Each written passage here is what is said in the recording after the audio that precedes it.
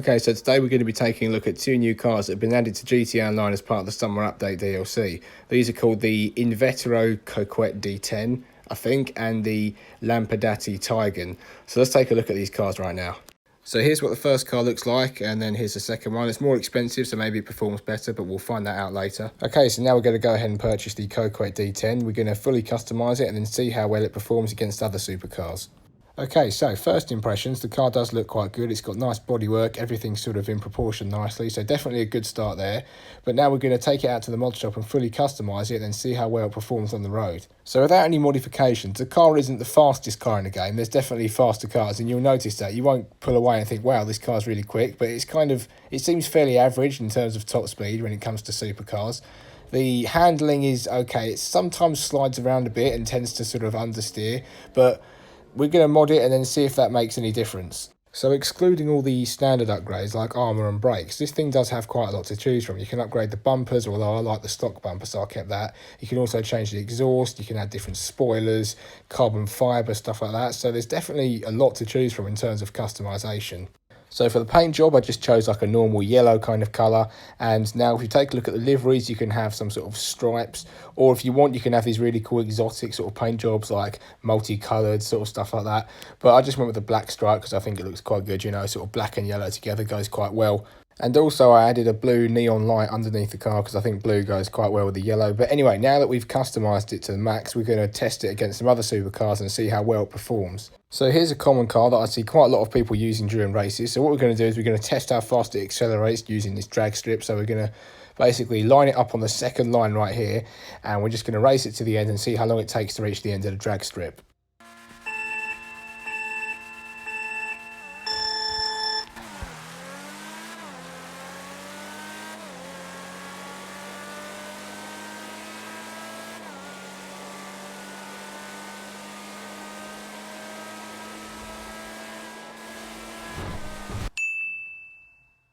Okay, now let's see how well the Coquette D10 does against this car.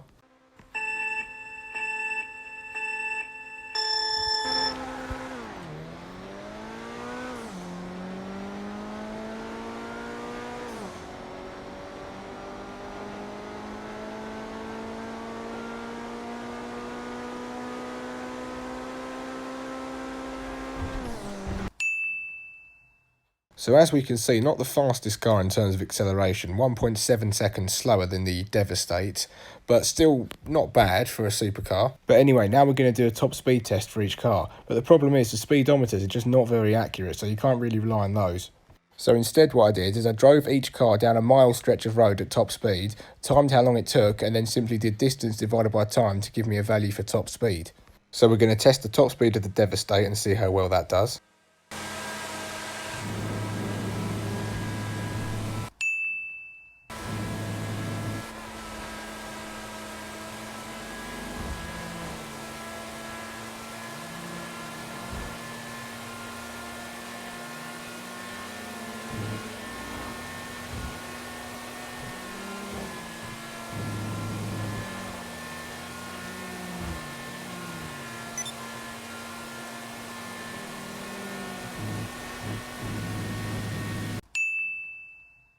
Now let's see how well the Coquette D10 does.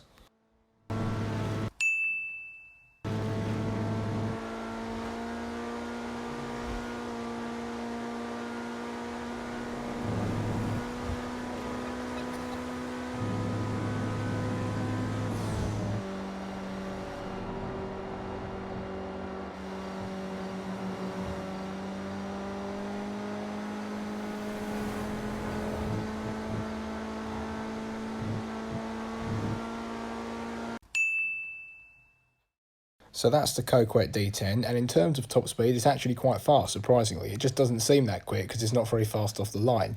But in terms of top speed, it was almost the same as the Devastate, and the Devastate is one of the fastest cars in the game. It just lacks in acceleration, so probably not the best car to use in a race, but I'd say it's still worth buying. It looks quite nice, it's got quite a lot of customisation options, so yeah, if you've got the money for it, I'd say go for it, go ahead and buy it. Okay, so now we're going to go ahead and purchase the Lampadati Tigon, and we're going to see how well that performs. So, first impressions, I'd say it looks quite good. Maybe not quite as good as the D10, maybe that's just my personal opinion, but still a good looking car.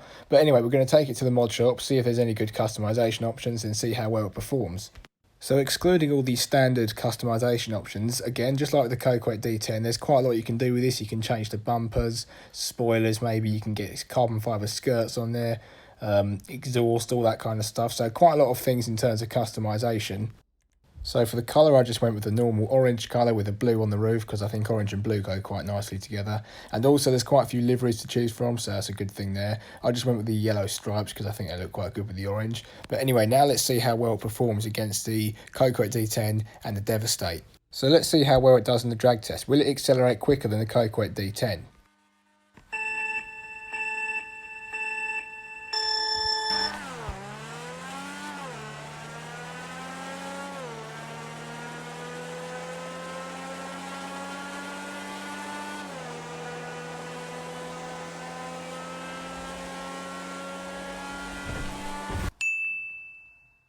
So as you can see, the Tigon is much quicker in terms of acceleration compared to the D10.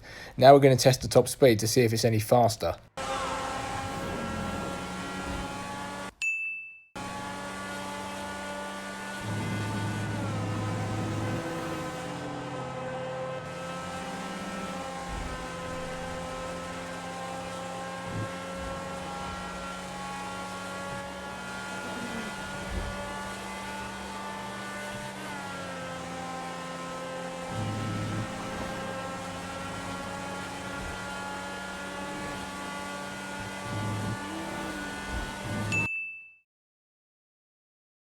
So as we can see, the Tigon has a lower top speed than the D10, but it accelerates faster. But are these cars worth buying?